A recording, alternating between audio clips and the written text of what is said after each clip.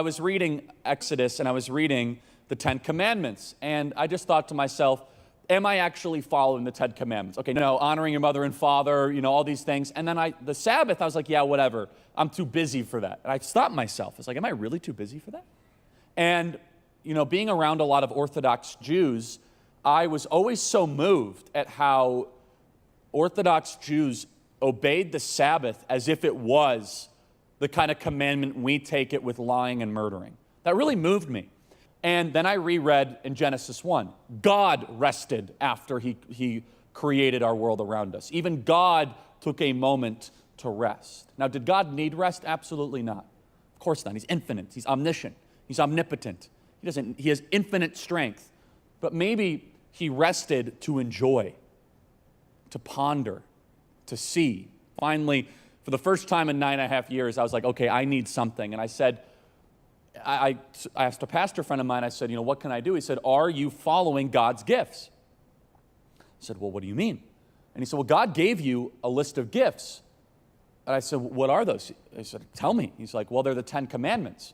And I never thought of it this way. You understand, God gave us the 10 Commandments to bless us. God gave us the 10 Commandments not because he hates you, but if you follow them, that you're blessed. And this is a totally different way to view the Decalogue than what most of secular society will tell you, right? Most of secular society will act as if God is the fun police.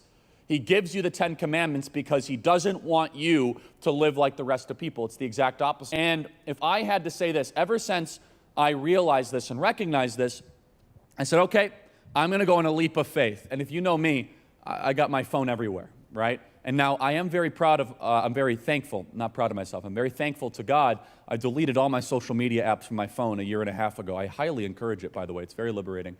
But it wasn't enough, just the text messages, the emails. I said, okay, leap of faith starting in July. I'm going to turn off my phone for 24 hours, take an honest Sabbath.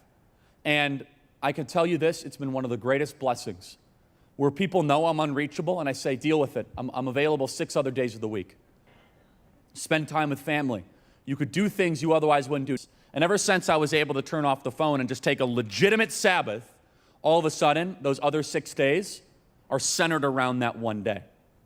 All of a sudden, it leads up to, and so yesterday I took the 24 hours, which you actually look at the Bible, it really is Friday night to Saturday night, not against Sunday church. I'm actually very in supportive of it. I'm not getting into that. I'll have Raul explain how Sunday church came to be. But Friday night to Saturday night in the society we're in actually makes a lot of sense.